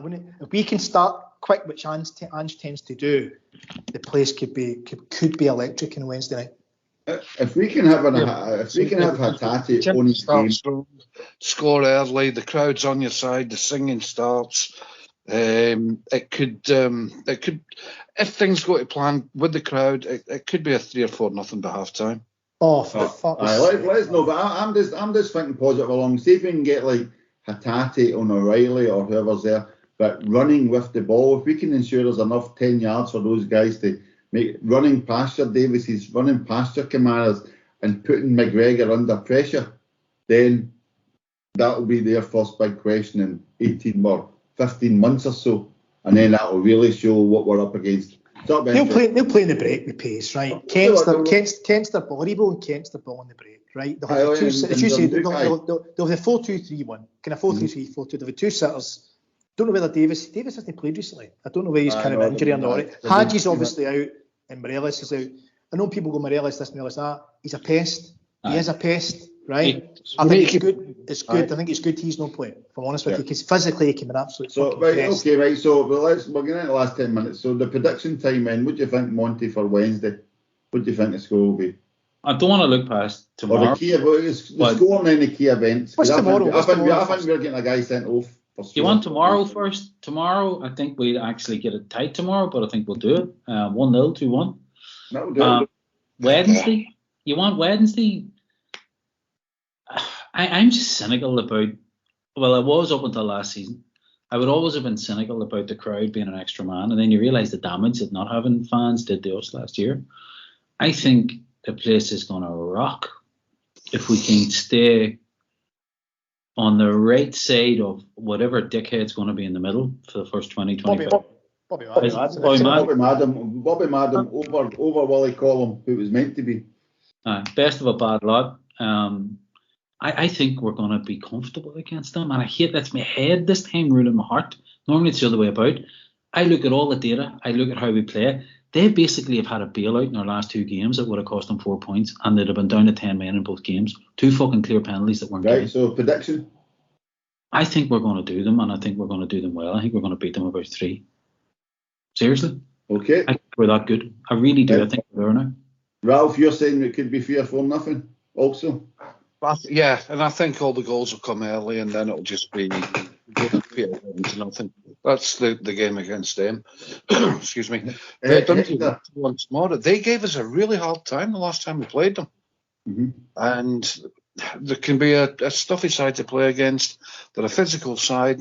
I'll be just happy for the win tomorrow. Aye. So Hector, what about you? I think tomorrow we'll be a wee bit to spare. I think we'll win maybe 2-0 or 3-1 tomorrow. It's going to be a mad storm again tomorrow. I know. Aye. Wednesday against them. Oh, right. You've got to get the caveats out there, right, as a referee, and red cards and penalties, because that's reality. I think we're getting a guy sent off. Right. And this is when somebody asks a prediction for that game. If it's 11v11, there's nothing daft. I think we'll win, maybe 2-1 or 2-0. But do not rule out the fucking acts of the referee next Wednesday. I'm sorry to say, but that's reality. Well, I'm going to go for as Monty said, a rocking night, but I think it'll be one of those mental nights. I'm going to go for like a 4-3 Celtic. I think a 4-3, a 3-2. Honestly, I think it's just going to be everybody they'll just go for it. A lot of the players have no idea what this game's going to be like. I mean, we might know about Cal Mack. Well, I was going to say we'll not get a Scott Brown. We'll not even get maybe a Cal Mack. So you try and think what Celtic players have been through this. I mean, James Forrest. The Bethlehem Busquets. But we're also. I know that, but I'm trying to hope we'll get good players. That's actually about it. I'm hoping we're playing quality midfielders. No, this has-beens. But again, it's quite interesting. You think, and we're also playing catch up, so there's a wee additional pressure on that. There'll be quite a tension in the crowd. So again, if we can start well, then I think we could score quite a few goals. But I also think you can guarantee they'll score one way or other. It could be with the refs' help, but I think they'll definitely score. We're not exactly a clean sheet team that we can guarantee. I know we've got a good defence statistically, but I think they'll definitely score. So it could be an interesting night. I'll go for 3-2 / 4-3. Right, so that's us, right? So that's the football out the way, right? But we've also got the sad news that on the 25th of January, our former manager, Wim Jansen, passed away aged 75, right? So I'm going to ask for your thoughts on this, but this let me read some of Wim's credentials, because I think it's for football legacy, it is really quite a read, to be brutally honest. Right? Let me read this to you there. So Wim Jansen played 415 games for his hometown Feyenoord, 33 goals. Played for went over to watch the Diplomats, who were quite a lot of the Dutch team at the time. 27 times played for them. Then came back and played for Ajax, and that's a story in itself. Spent most of his playing career with his hometown team Feyenoord between 65 and 80. Won 4 league championships, 1 Dutch Cup, 1 UEFA Cup in 1974, and of course the European Cup in 1970 when Feyenoord defeated Celtic in Milan. He was also the captain of their 1974 team, which defeated Tottenham Hotspur 4-2 in aggregate, right? After a brief spell in North America with Diplomats, moved to Feyenoord's rivals Ajax. This is a pretty picture. He won the league title in 81-82. His debut was against Feyenoord, and a fan threw a snowball at him. Who knew there was snow in Holland? I mean, that's not really an image I would ever imagine. So then, for Holland, I like this one, Hector. You might appreciate this. For Holland, Jansen played all 7 games as the Dutch finished runners-up to the host West Germany in 1974, and also played all games in 1978 when they lost to Argentina in 78.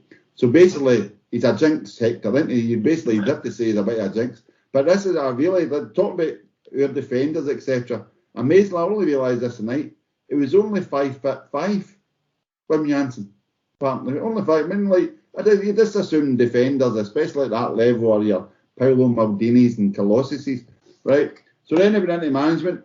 A couple of he was helping various pals at management, but then he started at Lokeren, then Feyenoord, and Feyenoord were near bankrupt, but he won the cup twice in the European semis. Then went out to Hiroshima, and then eventually joined Celtic, replacing Tommy Burns. Right, he was a first manager from outside Britain and Ireland, and only a second to never have played for the club. Right, and this is where we come to what our memories are. Remember, Hector, he was derided by the press, the second worst thing to hit Hiroshima, etc. And then you look at that man's football pedigree. It's actually quite embarrassing.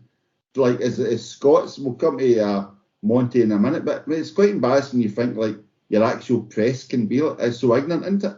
Just probably for any of if I laugh about anyone that listens and stuff, but anyone who's the younger out, for a bit of context with Wim Jansen.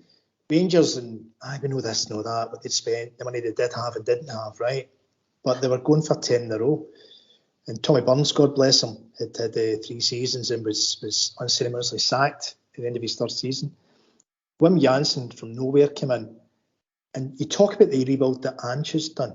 Mm-hmm. Wim Jansen actually signed more players in a shorter window in the summer of 97.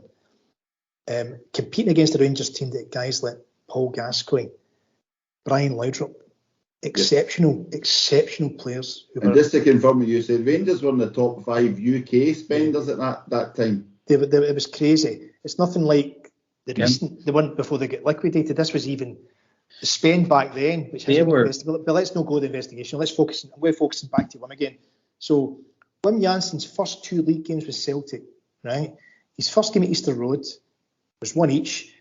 Yeah. And one of his early signings was a guy you might have heard of called Henrik Larsson. That was that guy with the hair. Yeah, the dreadlocks. Terrible hair. And Henrik, with the team player that he has, did a great layoff to Chick Charnley, who played for Hibs. What a goal! But a big Tim. And it was absolutely. And it was 2-1. Then the next game at home at Dunfermline, we get beat. I think Dunfermline beat us 2-1 at Celtic Park. So after 2 games, with no points, 6 points behind Rangers with their multi-million pound team.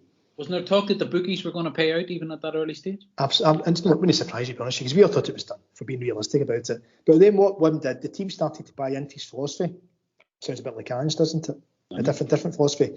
But it turned us into a really, really strong, well-organised team with some quality going forward. An example of that was we put Liverpool in the UEFA Cup. It would have been the 2nd round or 3rd round. Yeah. We drew 2 each at Celtic Park. I think McManaman scored the last minute for them. The pitch. We went to Anfield against Liverpool.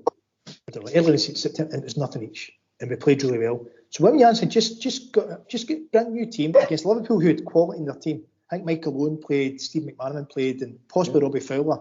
They beat us in away goals. We won the League Cup at Ibrox. We were lucky enough to get a ticket for that game. It was magic.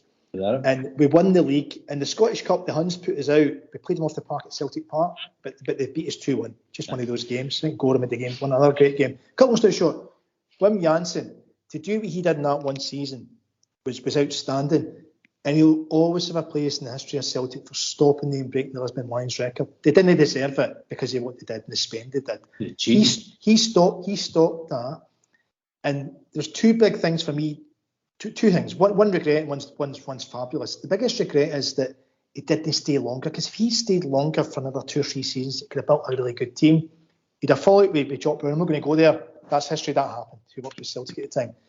But his legacy for Celtic, 2 things, was winning the league first time in 10 years, stopping them doing the 10, and Henrik Larsson. He brought us Henrik Larsson to Feyenoord with a loophole in his contract, and we paid £650,000. Henrik went to court to come to Celtic to play under Wim Jansen. That's right. So for me, thanks everything, Wim. Go down as a legend in Celtic status, and rest in peace. I honestly thought you were going to say Simon Donnelly is a legacy there, our good Twitter friend. We said. Yeah, but it's like Johan Cruyff said, there's only 4 people in the world worth talking football to, and one of them is Wim Jansen. Monty. You know what I mean? That's a level of football knowledge and expertise that guy had. My abiding memory of that season, I'll keep it very brief. I was playing football, university football in Belfast, and we had a match up at the Dub when we were playing St Johnstone, so couldn't watch it, couldn't listen to it, couldn't be at it. And a big mate of mine, he was a genuine, and it still is a genuine, he's a Rangers fan, proper Rangers fan, from Ballybean. I think he coached with them for a while as well. And we came in after our game, which we won. And I'm sitting out the front of the Dub. Hold on, did you score? No, I was shite. My mind was elsewhere, but we were 2-0 up, and there was still about 10 minutes, 15 minutes to go, and I'm sitting out the front of the Dub because we couldn't go in. And fair play, let me brought me a beer out. He says, there you go, mate, you've done it, congratulations. Aggie is his name, top guy from a really deep loyalist part of Belfast. And I just still couldn't believe it until the final whistle had gone, because we'd had 10 years of just pure fucking darkness. But everything Hector said about how quickly you could turn around something, how he inherited an absolute shambles, and the club was a shambles in the background as he was still trying to manage a football club, just pure broken relationships between him and McCann and Brown. To do that, I'd have loved to have seen him stay for a couple of years, but he just seemed to be a man of principle. And everything about that season was just magical. You know, even the extra 6 minutes that they had with Bobby Tate trying to get them a goal and they get fucking beat by Kilmarnock. Just these little things. I remember listening to that coming back from training one night in the car going, that's just scripted. So, place in Celtic folklore, I think just as a really, really outstanding football manager. The significance of what he did, though, in the bigger picture for Scottish football before they were liquidated, huge. It's interesting to talk about principle there, because I was even reading the night, like when he was at Feyenoord, he ended up becoming the technical director. We ended up leaving there because the manager was favouring an over physical style. He was basically saying, no, as Hector Jean alluded to, he could have maybe even moved up the stairs. You know what I mean? And became the technical director. But again, like for anyone, and we don't want to go down there, we're all Celtic dads, but we are. But anyone younger listening who never experienced it, you've only experienced the other side of the 10. Try to win the 10. Try to stop the 10. Is this? I mean, that's why we were all like over the last couple of years of podcasts. When we were talking about coming up to the 10, we knew how much pressure there was, because we'd already seen it from our side, and it's unbelievable. But Ralph, I was going to mention to you, if you remember back then, it's like even the legacy of who Fergus used to speak to in the world of football. Mind, I used to talk to like Bobby Robson, Gerard Houllier. Remember, he was going out and talking to like it was going to be football experts. Right. God, see, and God rest him. Jansen, for me, it's not about stopping the 10. I never in life and football and whatever, I don't want to judge myself by stopping somebody else doing something. I don't want to judge Celtic by stopping somebody else doing something. I want to judge everything by what we do and what we achieve. And what Jansen did, he took something that was a mess, a real mess, and he kind of put his own stamp on it, certainly on the pitch. Hector was talking about the Liverpool game, and I mind watching that, and suddenly you could see we were organised. Suddenly you could see we'd got a plan. But you're maybe thinking this is going to, like we maybe are now, this might take a couple of years to turn around. This, we're going to have to accept what we've accepted for the last 10 years, and it was a miserable 10-year. Maybe even obviously worse for you guys up there. Down here, I could pretend there was nothing to do with me, so to speak. But Jansen perhaps gave us what we have now. We've had a period of dominance since then, unprecedented. We've won more, I think it's 15, 16 league titles, the quadruple treble, everything else. And it all started for that guy taking control of the football team, which hadn't happened for 10 years previous. Yep. It was, I think you referred to it as a while back with the alpha thing, the alpha male thing. It was a boardroom, then it was a manager, it was a boardroom. Well, it had been the boardroom for 10 years before that, even with Tommy Burns. And Jansen came in, a huge personality in world football. Obviously, the Scottish media never seen it that way. Maybe the usual kind of parochial disrespect they have for that kind of thing. But he started what we have now.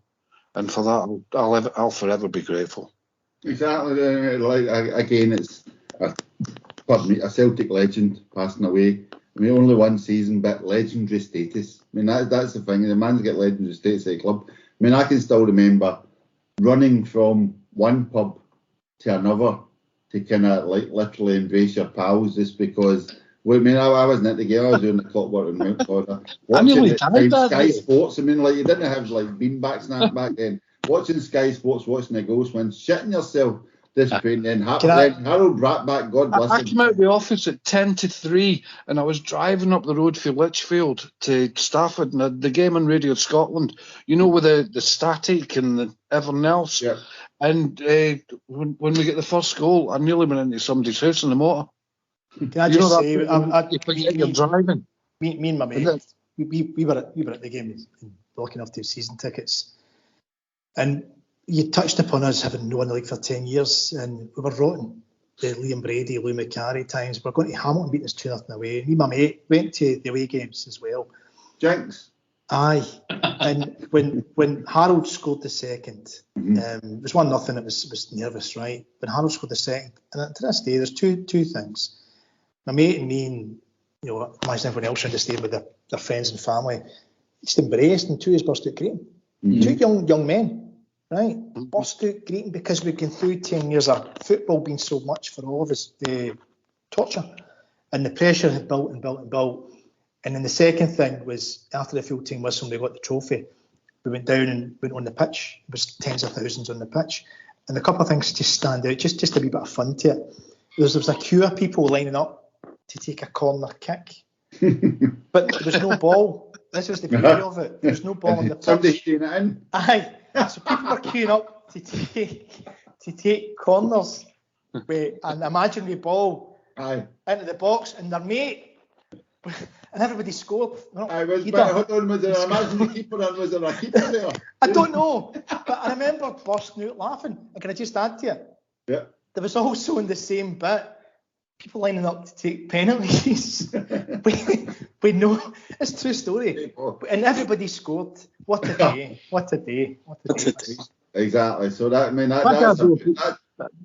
my dad was down visiting us at the time, and he broke his ankle when Brackback scored because we were in the kitchen. Oh, he jumped. He jumped up. Did your dad play for Alloa? No, he was just in the kitchen listening to the radio. There was no Sky TV or nothing. I'm sure of it. And we were listening. There was Sky, but it was only the Sky Saturday. It was only the goals coming in. That idea. I was sitting in the pub watching the goals coming in. And the 2 years are leaning over the kit, listening to it, and Bratback scored, and he was at the doctor's. I mind him telling me he went back up the road, he's at the doctor's, and he says, hey, the ankle's done in. And he says, how'd you do that? He says, Fitbit. He says, at your age. I says, no, it's that goal. And these are they call us Celtic Dars and they call us all this. But after 10 years of sitting there thinking, right, we're 9 points behind, we've to play them 3 times, they're away, and you're still thinking you're going to win, and you've got no chance. Yeah. No. Jansen changed. God bless you, Wim. It's a brief sojourn. O'Neill built on that, Rodgers built on that, and now Postecoglou is doing the same thing, but it all started with Jansen. Well, that's the thing. Postecoglou, I thought, put it really well the other day. You have to be fair to Hans. He says the right thing every time. I mean, like, in the other day, he says something about Wim Jansen passing away, and he's like, yeah, same thing with his family, blah, blah. He's like, all we can do as we pass through this club is try to make our mark and have success, and that man really did it. You know what I mean? Like, a real good tribute to him. So that was nice to see. So that's a good image. Hector's imaginary corner kicks is a lovely image for us all to finish the podcast on. So this leaves me. I'm currently watching Monty on his side, judging by the way he's put his phone, and I know his phone's about to run out of charge. So I wish our man in Portugal. Is that a halo he's got? I wish the man in Portugal the best of luck, and say thanks for joining us, Monty. Thanks a million, lads. Absolutely love that. Heading off to Taiwan now to see if young Master Nicholson can get these video rights or movie rights for. Yeah, if we get those that Far East TV, see if we can get on the IPTV in a fortnight. That would be lovely. Indeed. So thanks to Monty, and of course thanks to our man in the northern suburbs, Hector. Thank you, Hector. Thanks, guys. That was good. Thank you. Excellent. And of course, a final and not a last but not least, thank you to Ralph for coming back to the podcast. Thankfully, Amazon's loss is our game tonight, so it's good to have you back on, Ralph. And we didn't get to see your face when you realised you couldn't work the video on your phone. That was a blessing for everyone concerned on the call tonight. Thanks very much, Ralph. Cheers. Enjoyed that again. Absolutely fantastic. Thanks very much. Excellent, folks. So again, thanks very much for listening. I know it's been a long one tonight, but as you can hear, there's been a hell of a lot to cover, and I hope you enjoyed it. If you did enjoy it, please like and subscribe. If you didn't like, and tell your friends. And if you didn't like anything, please let us know at etims.contact@gmail.com. Like our friend who I mentioned at the start, if I can just get his name again, for a double shout out, Jim Hester. If you're waiting to tell us, please email us like Jim Hester did, asking about Ralph's diary. Ralph's writing his diary on a regular basis again, so please enjoy that at etims.net. All right, folks, thanks very much for listening. I'm Desmond. Good night.